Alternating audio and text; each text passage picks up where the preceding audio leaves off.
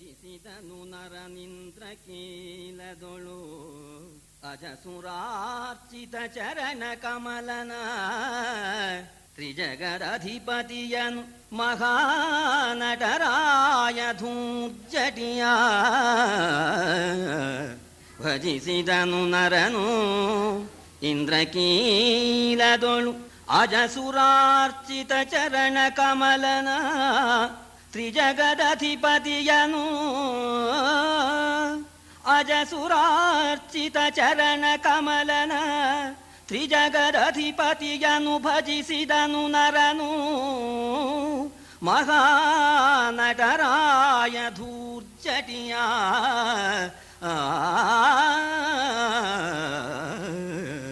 ಅರ್ಜುನ ಧರ್ಮರಾಜನಿಂದ ಮಂತ್ರೋಪದೇಶವನ್ನು ಪಡೆದು ಇಂದ್ರಕೀಲ ಬೆಟ್ಟಕ್ಕೆ ಹೋಗಿ ಪರಮೇಶ್ವರನನ್ನ ಸಕಲ ದೇವತೆಗಳಿಂದ ಒಂದೇನಾಗಿರ್ತಕ್ಕಂಥ ಆ ಧೂರ್ಜಟಿ ನಟರಾಜ ಅಂತಲೂ ಪರಮೇಶ್ವರನಿಗೆ ಹೇಳ್ತಾರೆ. ಅಂತಹ ಪರಮೇಶ್ವರನನ್ನು ಕುರಿತು ತಪಸ್ಸನ್ನು ಮಾಡದ ಅರ್ಜುನ ಅಂತ ನಟರಾಜ ಈ ಪದ ಹಾಕಿದ್ದಾರೆ. ನೃತ್ತಾವಸಾನೆ ನಟರಾಜ ರಾಜೋ ನನಾದ ಢಕ್ಕಾಂ ನೌ ಪಂಚವಾರಂ ಉದ್ಧರ್ತು ಕಾಮಃ ಸನಕಾದಿ ಸಿದ್ಧಾನ್ ಏತದ್ವಿಮರ್ಶೆ ಶಿವಸೂತ್ರ ಜಾಲಂ ಅಂತ ವ್ಯಾಕರಣ ಶಾಸ್ತ್ರಕ್ಕೆ ಪ್ರಧಾನವಾಗಿರ್ತಕ್ಕಂಥ 14 ಸೂತ್ರ. ಅದನ್ನ ಆ ಪರಮೇಶ್ವರ ತನ್ನ ಆ ಢಕ್ಕೆಯಲ್ಲಿ 14 ಆ ಸೂತ್ರ ಬರೋ ಹಾಗೆ ಹೇಳಿದ ಅಂತ ಢಕ್ಕೆನ ಡಮರುಗವನ್ನ ಬಾರಿಸಿದಂತೆ. ಇದು 14 ಮಹಾಸೂತ್ರ. ಇದ್ರ ಮೇಲೆ ವ್ಯಾಕರಣ ಶಾಸ್ತ್ರ ನಿಂತಿರ್ತಕ್ಕಂಥದ್ದು ಸಾಮಾನ್ಯವಲ್ಲ. ಪಾಣಿನಿ ಋಷಿಗಳು ವ್ಯಾಕರಣ ಶಾಸ್ತ್ರ ಬರೀಬೇಕು ಅಂತ ಏನು ತೋರಿಸಲೇ ಇಲ್ಲ. ಹೇಗೆ ಬರೆಯೋದು? ಪರಮೇಶ್ವರನ್ನ ಆರಾಧನೆ ಮಾಡಿದ್ರು, ನಟರಾಜನ್ನ ನರ್ತನ ಮಾಡಿದ್ದಂತೆ. ಸನಕಾದಿಗಳನ್ನ ಉದ್ಧಾರ ಮಾಡೋದಕ್ಕೋಸ್ಕರ ವ್ಯಾಕರಣ ಶಾಸ್ತ್ರವನ್ನೇ ತನ್ನ ಡಮರುಗದ ಮೂಲಕ 14 ಸೂತ್ರವನ್ನ ಹೇಳಿರ್ತಕ್ಕಂಥ ಆ ಪರಮೇಶ್ವರನನ್ನ ಕುರಿತು ತಪಸ್ಸು ಮಾಡಿದ ಅರ್ಜುನ. ವ್ಯಾಸರು ಬದರಿಕಾಶ್ರಮದಿಂದ ಬಂದು, ಧರ್ಮರಾಜ ನೀನು ಚಿಂತೆ ಮಾಡಬೇಡ, ಅರ್ಜುನ ಇದ್ದಾನೆ, ಅವರೆಲ್ಲರನ್ನು ಕೂಡ ನಾಶ ಮಾಡ್ತಾನೆ. ಆದರೆ ಅರ್ಜುನಿಗೆ ಪಾಶುಪತಾಸ್ತ್ರ ಪ್ರಾಪ್ತಿ ಆಗಬೇಕು. ಅದಕ್ಕೋಸ್ಕರ ನಾನು ನಿನಗೆ ಪ್ರತಿಸ್ಮೃತಿ ಎಂಬತಕ್ಕಂಥ ಮಹೇಶ ಮಂತ್ರವನ್ನ ಉಪದೇಶ ಕೊಡ್ತೇನೆ. ಅದನ್ನ ನೀನು ಶುಭ ಮುಹೂರ್ತದಲ್ಲಿ ಅರ್ಜುನಿಗೆ ಉಪದೇಶ ಕೊಡು. ಅರ್ಜುನ ಇಂದ್ರಕೀಲ ಬೆಟ್ಟದಲ್ಲಿ ಹೋಗಿ ಪರಮೇಶ್ವರನ ಕುರಿತು ತಪಸ್ ಮಾಡಲಿ. ಪಾಶುಪತಾಸ್ತ್ರ ಪ್ರಾಪ್ತಿ ಆಗಿಬಿಟ್ರೆ ಎಲ್ಲರನ್ನು ಕೂಡ ನಾಶ ಮಾಡ್ತಾನೆ ಅಂತ ಹೇಳಿ ಉಪದೇಶ ಕೊಟ್ಟು, ವ್ಯಾಸರು ಇಂದ್ರಕೀಲ ಬೆಟ್ಟ ಅದು ಎಲ್ಲಿದೆಯೋ ಏನೋ ಗೊತ್ತಾಗದೇ ಇರಬಹುದು ಅರ್ಜುನಿಗೆ ಹೋಗೋದಕ್ಕೆ ಅಂತ ವ್ಯಾಸರು ಹೇಳ್ತಾ ಇದ್ದಾರೆ. ಅರ್ಜುನ ಕರಿಷ್ಯಸೆ ಯತ್ರ ಸುದುಶ್ಚರಾಣಿ ಪ್ರಸತ್ತಯೇ ಗೋತ್ರ ವಿಧಸ್ತಪಾಂಸಿ ಶಿಲೋಚ್ಚಯಂ ಚಾರು ಶಿಲೋಚ್ಚಯಂತಂ ಏಷ ಕ್ಷಣಾತ್ ನೇಷ್ಯತಿ ಗುಹ್ಯಕಸ್ತ್ವಾಂ. ನೋಡು ಅರ್ಜುನ, ಇಂದ್ರನೇ ಮೊದಲಾದ ದೇವತೆಗಳನ್ನ ನೀನು ಒಲಿಸ್ಕೊಳ್ಬೇಕಾದ್ರೆ ಇಂದ್ರಕೀಲದಲ್ಲಿ ತಪಸ್ ಮಾಡಬೇಕು. ಇಂದ್ರಕೀಲ ಪವಿತ್ರವಾಗಿರ್ತಕ್ಕಂಥ ಜಾಗ. ಆ ಜಾಗ ನಿನಗೆ ಗೊತ್ತಾಗದೇ ಇರ್ಬೋದು. ಅದಕ್ಕೆ ಈ ಯಕ್ಷ ಇದಾನಲ್ಲ ಅಂತ ನಿನ್ನನ್ನ ಈ ಯಕ್ಷ ಕರ್ಕೊಂಡು ಹೋಗ್ತಾನೆ ಅಂತ ಹೇಳಿದ್ರು. ಅಲ್ಲಿ ಯಕ್ಷ ಇರ್ಲಿಲ್ಲ. ಅಲ್ಲಿ ಯಕ್ಷ ಈ ಯಕ್ಷ ಅಂತಾರಲ್ಲ ಅಂತ. ಇತಿ ಬ್ರುವಾಣೇನ ಮಹೇಂದ್ರ ಸೂನು ಮಹರ್ಷಿನಾಥೇ ರತಿರೋ ಬಭೂವೆ. ಹೀಗೆ ಹೇಳ್ತಾ ಹೇಳ್ತಾ ವ್ಯಾಸರಿಲ್ಲ. ವ್ಯಾಸರ ಜಾಗದಲ್ಲಿ ಯಕ್ಷ ನಿಂತ್ಕೊಂಡ್ಬಿಟ್ಟಿಯಾನೆ. ನಿದೇಶ ಮಾದೇಶ ಇವಾದಿತಸ್ಥೌ ಅಂತ ಆದೇಶ ಸಂಧಿ ಇದೆಯಲ್ಲ, ಒಂದು ಹೋಗಿ ಒಂದು ಬರೋದು. ವ್ಯಾಸರು ಅಂತರ್ಧಾನ ಹೊಂದಿದ್ರು. ವ್ಯಾಸರ ಜಾಗದಲ್ಲಿ ಯಕ್ಷ ಕೈ ಮುಕ್ಕೊಂಡು ಕೂತ್ಕೊಂಡ್ಬಿಟ್ಟ. ನಾ ಕರ್ಕೊಂಡು ಹೋಗ್ತೇನೆ ಇಂದ್ರಕೀಲ ಬೆಟ್ಟಕ್ಕೆ ಅಂತ ಅವನು ಸಿದ್ಧವಾಗಿದ್ದಾನೆ. ಸರಿ, ಆಮೇಲೆ ಧರ್ಮರಾಜ ಶುಭವಾರ, ಶುಭ ಲಗ್ನ, ಶುಭ ಮುಹೂರ್ತದಲ್ಲಿ ಅರಸ ಕೇಳೈ ಮುನಿಪನತ್ತಲು ಸರಿದನು. ಇತ್ತಲು ಪಾರ್ಥನನು ನೃಪ ಕರೆದು ವೇದಂ ವ್ಯಾಸನಿತ್ತುಪದೇಶ ವಿಸ್ತರವ. ವೇದಂ ವ್ಯಾಸನಿತ್ತ ಉಪದೇಶ ವಿಸ್ತರವನರುಹಿದನು. ಕೈಲಾಸ ಸೀಮಾವರುಷದಲ್ಲಿಹುದು ಇಂದ್ರಕೀಲದಗಿರಿ ಮಹೇಶ ಕ್ಷೇತ್ರವು ಅಲ್ಲಿಗೆ ಹೋಗು ನೀನೆಂದ. ಒಳ್ಳೆ ಮುಹೂರ್ತದಲ್ಲಿ ವ್ಯಾಸರು ತನಗೆ ಉಪದೇಶ ಕೊಟ್ಟ ಆ ಪ್ರತಿಸ್ಮೃತಿ ಎಂಬತಕ್ಕಂಥ ಮಹಾಮಂತ್ರವನ್ನ ಅರ್ಜುನಿಗೆ ಉಪದೇಶ ಕೊಟ್ಟು, ಇದನ್ನ ನೀನು ಸಿದ್ಧಿಸ್ಕೋಬೇಕು. ಇದನ್ನ ಸಿದ್ಧಿಸ್ಕೊಳ್ಬೇಕಾದ್ರೆ ಪರಮೇಶ್ವರನ ಕುರಿತು ತಪಸ್ಸು ಮಾಡಬೇಕು. ಅದಕ್ಕೆ ಪರಮೇಶ್ವರನ ಮಹೇಶ ಕ್ಷೇತ್ರವೇ ಆಗ್ಬೇಕು. ಇಂದ್ರಕೀಲ ಬೆಟ್ಟದಲ್ಲಿ ಆ ಮಹೇಶ ಕ್ಷೇತ್ರ ಇದೆ, ಅಲ್ಲಿಗೆ ಹೋಗು. ಹಾಗೂ ವ್ಯಾಸರು ಅಂತ ಯಕ್ಷ ಬಂದಿದ್ದಾನೆ, ಅವನು ನಿನ್ನನ್ನು ಅಲ್ಲಿ ಕರ್ಕೊಂಡು ಹೋಗ್ತಾನೆ. ನೀನು ಅಲ್ಲಿ ಹೋಗಿ ಪರಮೇಶ್ವರನನ್ನ ತಪಸ್ಸು ಮಾಡು.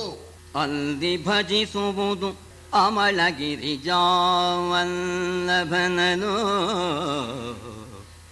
ಅಲ್ಲಿ ನೀ ಭಜಿಸುವುದು ಅಮಲಗಿರಿಜಾವಲ್ಲಭನನು, ಆಮ್ನಾಯ ಜಿಹ್ವೆಗೆ ದುರ್ಲಭನನು, ಅಧಿದೈವನನು ಬ್ರಹ್ಮೇಂದ್ರ ಭಾಸ್ಕರರ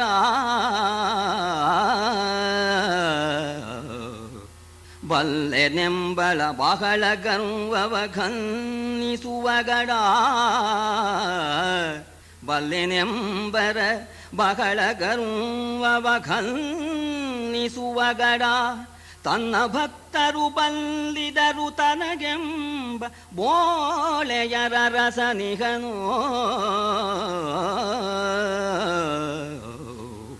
ಬಲ್ಲೆದೆಂಬರ ಬಹಳ ಗರ್ವವ ಖನ್ನಿಸುವಗಡ, ತನ್ನ ಭಕ್ತರು ಬಲ್ಲಿದರು ತನಗೆಂಬ ಬೋಳೆಯರ ರಸನಿಗನೆಂದ. ಅಲ್ಲಿ ಆ ಪರಮೇಶ್ವರನನ್ನು ಕುರಿತು ನೀನು ತಪಸ್ ಮಾಡಪ್ಪ. ಸಾಮಾನ್ಯವಾಗಿ ಪರಮೇಶ್ವರನ ಒಲಮೆ ಬಹಳ ಕಷ್ಟಪ್ಪ. ವೇದಗಳಿಗೂ ಕೂಡ, ವೇದಗಳ ವಾಕ್ಯಕ್ಕೂ ಕೂಡ ಗೋಚರನಾಗದೇ ಇರ್ತಕ್ಕಂಥವನು. ಸಾಮಾನ್ಯವಾಗಿ ಪರಮೇಶ್ವರನ ಅನುಗ್ರಹವನ್ನ ಪಡ್ಕೊಳ್ಳೋದು ಬಹಳ ಕಷ್ಟ. ಆದರೆ ಸುಲಭದ ಭಕ್ತಿಗೆ ಸುಲಭ ಅಂತ ಅನ್ನಿಸ್ಕೊಂಡಿದ್ದಾನೆ. ಯಾರು ನನ್ನ ಸಮಾನ ಇಲ್ಲ ಅಂತ ಗರ್ವದಿಂದ ಮೆರೀತಾರೋ ಅವರನ್ನ ತುಳಿತಾನೆ. ಏಕಾಂತಿಕ ಭಕ್ತಿಯಿಂದ ಯಾರು ತನ್ನನ್ನ ಪರಮೇಶ್ವರ ನೀನೇ ಉದ್ಧಾರ ಮಾಡು ಅಂತ ಹೇಳಿ ನಂಬುತ್ತಾರೋ ಅಂಥ ಭಕ್ತರು ತನಗಿಂತ ಮೇಲು ಅಂತ ಹೇಳ್ತಾರಂತೆ. ಅಂಥ ದೇವತೆಗಳಿಗೆ ಅರಸನಾಗಿರ್ತಕ್ಕಂಥ ಆ ಪರಮೇಶ್ವರ ಇದ್ದಾನೆ. ಅಲ್ಲಿ ನೀನು ಅವನನ್ನು ಕುರಿತು ತಪಸ್ ಮಾಡು. ಒಂದು ಕಾರ್ಯಸಿದ್ಧಿ ಆಗ್ಬೇಕಾದ್ರೆ ಯಾವ ರೀತಿ ನಡ್ಕೋಬೇಕು ಅಂತ ಅನ್ನೋದನ್ನ ಧರ್ಮರಾಜ ಅರ್ಜುನಿಗೆ ಉಪದೇಶ ಮಾಡ್ತಾನೆ. ಬರೀ ಈ ತಪಸ್ಸು ಅಂತ ಒಂದೇ ಅಲ್ಲ, ಯಾವುದಕ್ಕಾದರೂ ಕೂಡ ನಾವು ಹಿಡಿದಂತಹ ಕಾರ್ಯಸಿದ್ಧಿ ಆಗ್ಬೇಕಾದ್ರೆ ಈ ನಿಯಮವನ್ನ ಅನುಸರಿಸಬೇಕು. ಇದು ಸಾಮಾನ್ಯ ನಿಯಮವೂ ಆಗತ್ತೆ. ಅರ್ಜುನಿಗೆ ಪ್ರತ್ಯೇಕವಾಗಿ ಆ ನಿಯಮವನ್ನ ಹೇಳ್ತಾ ಇದ್ದಾನೆ. ಏಳು ನೀ ಪ್ರತ್ಯೂಷದಲೇ ಶಶಿಮೌಳಿ ಮೈದೋರಲಿ, ಎಲೆ ಧನಂಜಯ ಏಳು ನೀ ಪ್ರತ್ಯೂಷದಲಿ ಶಶಿಮೌಳಿ ಮೈದೋರಲಿ, ತದೀಯ ಶರಾಳಿಗಳು ಸಿದ್ಧಿಸಲಿ ಸೇರಲಿ ಶಿವನ ಕೃಪೆ ನಿನಗೆ, ಸೇರಲಿ ಶಿವನ ಕೃಪೆ ನಿನಗೆ, ಸೋಲದಿರು ಸುರಸತಿಯರಿಗೆ ಸಮ್ಮೇಳವಾಗದಿರವರೊಡನೆ, ಸೋಲದಿರು ಸುರಸತಿಯರಿಗೆ ಸಮ್ಮೇಳವಾಗದಿರವರೊಡನೆ, ಕೈ ಮೇಳವಿಸುವುದು ಕಾಮವೈರಿಯ ಚರಣ ಕಮಲದಲ್ಲಿ. ಅರ್ಜುನ, ಪ್ರಾತಃ ಕಾಲದಲ್ಲಿ ನೀನು ಹೇಳು ಅಂತ ಪ್ರತ್ಯೂಷೋ ಅಹರ್ಮುಖಂ, ಬೆಳಕು ಹರಿದಿರಬಾರದು, ಅದಕ್ಕೆ ಪ್ರತ್ಯೂಷ ಅಂತ ಹೆಸರು. ಆ ಕಾಲದಲ್ಲಿ ನೀನು ಹೇಳಪ್ಪ, ಎದ್ದು ಬಿಟ್ಟು ನಿನ್ನ ನಿತ್ಯ ಕಟ್ಲೆ ಸ್ನಾನ ಅನೇಕವನ್ನೆಲ್ಲ ಮುಗಿಸ್ಕೊಂಡು ಆಮೇಲೆ ಪರಮೇಶ್ವರನ ಕುರಿತು ನೀನು ತಪಸ್ಸು ಮಾಡು. ಆ ಪರಮೇಶ್ವರ ಚಂದ್ರಶೇಖರ ನಿನಗೆ ಪ್ರತ್ಯಕ್ಷನಾಗಲಿ. ಆ ಪರಮೇಶ್ವರನ ಪಾಶುಪತವೇ ಮೊದಲಾದ ಅಸ್ತ್ರಗಳು ನಿನಗೆ ವಶವಾಗಲಿ. ಆ ಪರಮೇಶ್ವರನ ಕೃಪಾ ನಿನ್ನ ಮೇಲೆ ಸಂಪೂರ್ಣವಾಗಿ ಉಂಟಾಗಲಿ. ಆದರೆ ಅರ್ಜುನ, ಮಹಾ ಕಾರ್ಯಕ್ಕೆ ಹೋದಾಗ ಅನಂತ ವಿಘ್ನಗಳು ಬರುತ್ತೆ. ಆ ಅಪ್ಸರ ಸ್ತ್ರೀಯರು ಬಂದು ತೊಂದರೆ ಕೊಡ್ತಾರೆ. ಆದ್ದರಿಂದ ಬಹಳ ಎಚ್ಚರಿಕೆಯಿಂದ ಇರು. ಆ ಸುರಸತಿಯರಿಗೆ ಸೋಲದಿರು ಅಂತ ಹಾವಭಾವಗಳಿಂದ ಬಂದ್ಬಿಡ್ತಾರೆ. ಅವರಿಗೆಲ್ಲರೂ ನೀನು ಸೋಲ್ಬೇಡ, ಅವರು ಸಹವಾಸ ಮಾಡಬೇಡ. ನಿನ್ನ ಧ್ಯೇಯವೆಲ್ಲವೂ ಕೂಡ ಆ ಪರಮೇಶ್ವರನಲ್ಲಿ ಇರಬೇಕು. ನಿನ್ನ ಎರಡೂ ಕೈಗಳನ್ನ ಆ ಪರಮೇಶ್ವರನ ಪಾದ ಕಮಲದಲ್ಲಿ ಅರ್ಪಿಸಿಬಿಟ್ಟು ನೀನು ತಪಸ್ಸನ್ನು ಮಾಡು. ಮುಗ್ಗದಿರು ಮಾಯೆಯಲಿ ಮದದಲ್ಲಿ ನೆಗ್ಗದಿರು, ರೋಷದ ವಿಡಂಬದಲ್ಲಿ ಅಗ್ಗಳೆಯತನದಿಂದ ಹಂಕೃತಿ ಭರದಿ ಮೆರೆಯದಿರೋ, ಅಗ್ಗಿಸದಿರಾತ್ಮನನು ಅಗ್ಗಿಸದಿರಾತ್ಮನನು, ಲೋಭದೊಳೊಗ್ಗದಿರು ಲಘುವಾಗದಿರು, ಮಿಗ ಹಿಗ್ಗದಿರು ಹೊಗಳಿಗೆಗೆ ಮನದಲ್ಲಿ ಪಾರ್ಥ ಕೇಳೆಂದ. ಮಾಯೆಯಲ್ಲಿ ಮುಗ್ಗರಿಸ್ಬೇಡ ಅಂತ. ಆ ಮಾಯೆಗೆ ಎಲ್ಲರೂ ವಶರಾಗಿ ಬಿಡ್ತಾರೆ. ಆ ಮಾಯೆಯಲ್ಲಿ ಮುಗ್ಗರಿಸ್ಬೇಡ ಮತ್ತು ಈ ಗರ್ವದಿಂದ ನಾಶವಾಗಬೇಡ ಅಂತ. ಕೋಪಕ್ಕೆ ಎಡೆ ಕೊಡಬೇಡ ಮತ್ತು ಯಾವಾಗ್ಲೂ ಕೂಡ ನಿನ್ನನ್ನು ಹೀನ ಸ್ಥಿತಿಗೆ ತಗೊಂಡ್ಬರ್ಬೇಡ ಅಂತ. ಅಗ್ಗದಿರು ಆತ್ಮನನ್ನು, ನಮ್ಮನ್ನು ನಾವು ಹೀನ ಸ್ಥಿತಿಗೆ ತಗೊಂಡ್ ಬರಬಾರ್ದು. ಲೋಭಕ್ಕೆ ಒಳಗಾಗಬೇಡ ಅಂತ. ಲೋಭ ಸರ್ವ ವಿನಾಶಾಯ ಅಂತ. ಸರಿ, ಹೊಗಳಿಕೆಗೆ ಹಿಗ್ಗದಿರು. ಯಾರು ಹೊಗಳಿದ್ರು ಅಂತ ಹಿಗ್ಗಿಬಿಟ್ಟು ಅಲ್ಲಿಗೆ ಮುಗಿಸ್ಬಿಡ್ಬೇಡ. ಹೊಗಳಿಕೆಗೆ ಹಿಗ್ಗಬೇಡ. ನೀನು ಮನಸ್ಸಿನಲ್ಲಿ ಪರಮೇಶ್ವರನ್ನೇ ಧ್ಯಾನ ಮಾಡು. ಆಡದಿರ ಸತ್ಯವನು ಕಪಟವ ಮಾಡದಿರೋ, ನೀನಾಡದಿರ ಸತ್ಯವನು ಕಪಟವ ಮಾಡದಿರು. ನಾಸ್ತಿಕರೊಡನೆ ಮಾತಾಡದಿರು, ಕೆಳೆಗೊಳ್ಳದಿರು ವಿಶ್ವಾಸಘಾತಕರ. ಕೋಡಿಗಳೆಯದಿರಾರುವನು, ಕೋಡಿಗಳೆಯದಿರಾರುವನು. ಮೈಗೂಡದಿರು ಪರವಧುವಿನಲಿ, ರಣಖೇಡನಾಗದಿರೆಂದು ನುಡಿದನು ನೃಪತಿ ಅರ್ಜುನಗೆ. ಬಹಳ ಮುಖ್ಯವಾಗಿರ್ತಕ್ಕಂಥ ನೀತಿಯನ್ನು ಹೇಳ್ತಾ ಇದ್ದ. ಆಡದಿರು ಅಸತ್ಯವನ್ನು.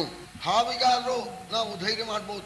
ಸುಳ್ಳು ಹೇಳೋವನ್ನು ಕಂಡ್ರೆ ಹಾವು ಕಂಡದಕ್ಕಿಂತ ಹೆಚ್ಚಿಗೆ ಹೆದರಿಕೆ ಆಗುತ್ತೆ ಅಂತ ಹೇಳಿ ಹೇಳ್ತಾರೆ. ಸುಳ್ಳನ್ನು ಆಡಬೇಡಪ್ಪ, ಒಬ್ಬರಿಗೆ ಮೋಸವನ್ನು ಮಾಡಬೇಡ, ನಾಸ್ತಿಕರೊಡನೆ ಸೇರಬೇಡ. ಬಹಳ ಮುಖ್ಯವಾದ್ದು. ನಮಗೇನೋ ಒಂದು ನಂಬಿಕೆ ಇರುತ್ತೆ, ನಾಸ್ತಿಕರೊಡನೆ ಹೋದ್ರೆ ನಮ್ಮ ನಂಬಿಕೆನೆಲ್ಲ ಕೆಡಿಸ್ಬಿಡ್ತಾರೆ. ಅದರಿಂದ ಅವ್ರ ಹತ್ರ ಮಾತೇ ಆಡಬೇಡ ಅಂತ. ವಿಶ್ವಾಸಘಾತಕರ ಸ್ನೇಹವನ್ನ ನೀನು ಮಾಡಬೇಡ. ಕೋಡಿಗಳೆಯದಿರು ಆರುವನು, ಯಾರನ್ನೂ ಕೂಡ ದೂಷಿಸಬೇಡ ಅಂತ. ಅವರವರಲ್ಲಿ ಏನೋ ಇದೆ, ನಮಗೇನು ಗೊತ್ತು ಅವರಲ್ಲಿ ಯಾವ ಶಕ್ತಿ ಇದೆಯೋ. ಅದಕ್ಕೆ ಹೇಳಿದ್ರು, ಕಸ್ಯಾಪಿ ಕೋಪಿ ಅತಿಶಯೋಸ್ತಿ ಸತೇನ ಲೋಕೆ ಖ್ಯಾತಿಂ ಗಮಿಷ್ಯತಿ. ಭಗವಂತ ಆ ಪರಮಾತ್ಮ ಕರುಣಾಶಾಲಿ. ಎಲ್ಲಾ ಗುಣನೂ ಒಬ್ಬರಲ್ಲೇ ಕೇಂದ್ರೀಕರಿಸಿಲ್ಲ. ಯಾಕೆಂದ್ರೆ ಬಾಕಿದು ವ್ಯರ್ಥವಾಗಿಬಿಡೋದು. ಒಂದೊಂದರಲ್ಲಿ ಒಂದೊಂದು ಗುಣ ಇಟ್ಟಿದ್ದಾನೆ, ಒಬ್ಬನಲ್ಲಿ ಒಂದೊಂದು ಶಕ್ತಿಯನ್ನು ಕೊಟ್ಟಿದ್ದಾನೆ ಪರಮಾತ್ಮ. ಖ್ಯಾತಿಂ ಗಮಿಷ್ಯತಿ, ಆ ಒಂದರಿಂದೇನೆ ಅವ ಪ್ರಸಿದ್ಧನಾಗ್ತಾನೆ. ನಹಿ ಸರ್ವವಿದಸ್ತು ಸರ್ವೇ, ಸರ್ವವನ್ನು ತಿಳಿದವರು ಯಾರೂ ಇಲ್ಲ. ಆ ಪರಮಾತ್ಮ ಒಬ್ಬನೇನೆ ಸರ್ವಜ್ಞ. ಇದಕ್ಕೆ ಉದಾಹರಣೆ ಕೊಡ್ತಾರೆ.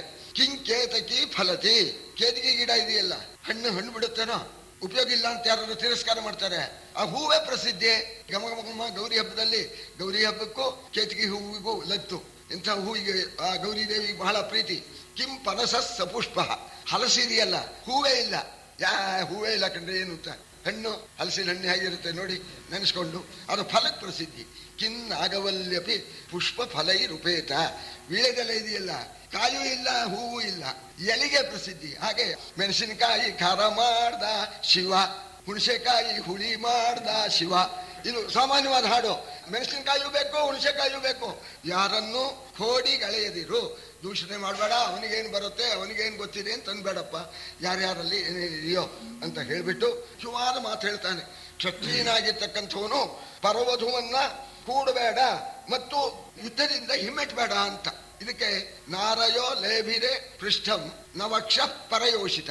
ಶತ್ರುಗಳು ಅವನು ಬೆನ್ನನ್ನು ಪಡೀಲಿಲ್ಲ, ಪರಸ್ತ್ರೀಯರು ಅವನ ಎದೆಯನ್ನು ಪಡೀಲಿಲ್ಲ ಅಂತ. ಹಾಗಿರ್ಬೇಕಪ್ಪ, ನಿನಗೆ ಕಾರ್ಯಸಿದ್ಧಿ ಆಗತ್ತೆ. ಕ್ರೂರರಿಗೆ ಶಠರಿಗೆ ವೃಥಾಹಂಕಾರಿಗಳಿಗೆ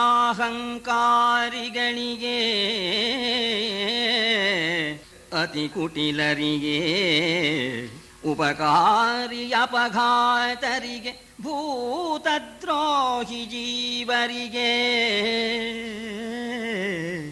ಜಾರರಿಗೆ ಜಡರಿಗೆ ನಿಕೃಷ್ಟಾಚಾರರಿಗೆ ಪಿಸುಣರಿಗೆ ಧರ್ಮವಿದೂರರಿಗೆ ಕಲಿಪಾರ್ಥಕ್ಕೆ ಪರಲೋಕವಿಲ್ಲೆಲ್ಲ. ಕಲಿಪಾರ್ಥಕ್ಕೆ ಪರಲೋಕವಿಲ್ಲ, ಇಂಥವರಿಗೆ ಪರಲೋಕ ಇಲ್ಲ ಅಂತ 2-3 ಪದ್ಯದಿಂದ ಹೇಳ್ತಾ ಇದ್ದಾನೆ. ಯಾವಾಗ್ಲೂ ಕೂಡ ಕ್ರೂರನಾಗಿ ಇನ್ನೊಬ್ಬರಿಗೆ ಹಿಂಸೆ ಕೊಡ್ತಕ್ಕಂಥವನು, ಮೋಸಗಾರ, ವೃಥ ಅಹಂಕಾರದಿಂದ ನನ್ನ ಸಮಾನ ಯಾರು ಇಲ್ಲ ಅಂತ ನೆರೆಯತಕ್ಕಂಥವನು, ಕೃತ್ರಿಮತನವನ್ನ ಹೊಂದಿರ್ತಕ್ಕಂಥವನು, ಉಪಕಾರ ಮಾಡಿದವನಿಗೆ ಅಪಕಾರ ಮಾಡತಕ್ಕಂಥವನು, ಮತ್ತೂನು ಭೂತದ್ರೋಹಿ ಜೀವರಿಗೆ, ಜಾರರಿಗೆ, ಜಡರಿಗೆ ಮತ್ತು ಮಂಕರಿಗೆ, ನಿಕೃಷ್ಟಾಚಾರರಿಗೆ ಅಂತ. ಆಚಾರ ಪ್ರಥಮೋ ಧರ್ಮ ಅಂತ. ಆಚಾರಹೀನಂ ನ ಪುನಂತಿ ವೇದಾಹ ಅಂತ. ವೇದ ಕಲ್ತಿರುವುದವ ಉದ್ಧಾರ ಮಾಡೋಲ್ಲ ಅಂತ. ಆಚಾರ ಅಂದ್ರೆ ನಡತೆ, ನಡತೆಯೇ ಬಹಳ ಮುಖ್ಯ ಅಂತ. ಅದಕ್ಕೆಲ್ಲವೂ ಸೇರಿಬಿಡುತ್ತೆ. ಆಚಾರಹೀನನಾಗಬೇಡ. ಆಚಾರಹೀನರಿಗೆ, ಚಾಡಿ ಹೇಳ್ತಕ್ಕಂಥವರಿಗೆ, ಧರ್ಮವನ್ನ ಮೀರಿರ್ತಕ್ಕಂಥವರಿಗೆ ಪರಲೋಕ ಇಲ್ಲ.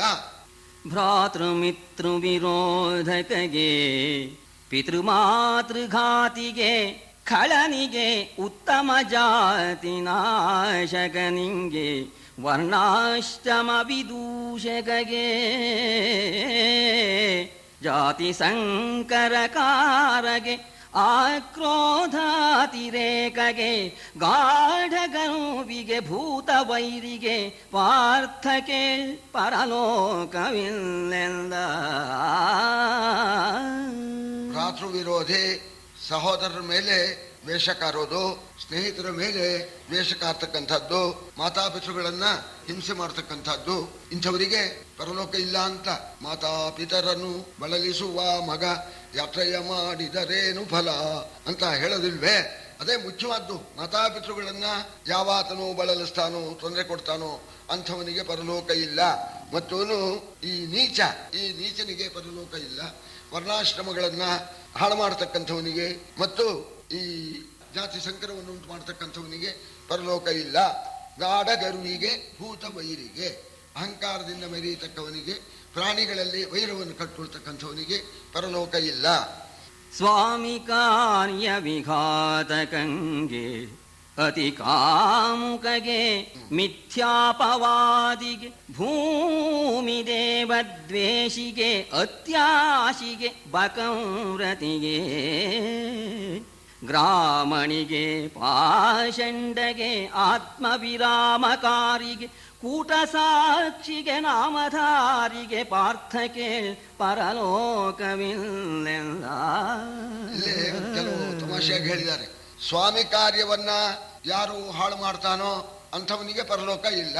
ಅತಿ ಕಾಮುಕಗೆ, ಮಿಥ್ಯಾಪವಾದಿಗೆ, ಮಿಥ್ಯಾಪವಾದಿ ಅಂತಂದ್ರೆ ಅವನು ತಪ್ಪು ಮಾಡಿಲ್ಲಪ್ಪ, ಅವ್ನು ಮಾಡಿದಾನೆ ಅಂತ ನಿಂದನೆ ಮಾಡೋದು, ಅಂಥವನಿಗೆ ಪರಲೋಕ ಇಲ್ಲ ಅಂತ. ಅದಕ್ಕೆ ಒಂದು ಮಾತು ಹೇಳ್ತಾರೆ, ಕಳ್ಳನ್ ಕಳ್ಳ ಅಂತ ಹೇಳಿದ್ರೆ ಆ ಕಳ್ಳತನ ಪಾಪ ಇವನಿಗೆ ಬರುತ್ತಂತೆ.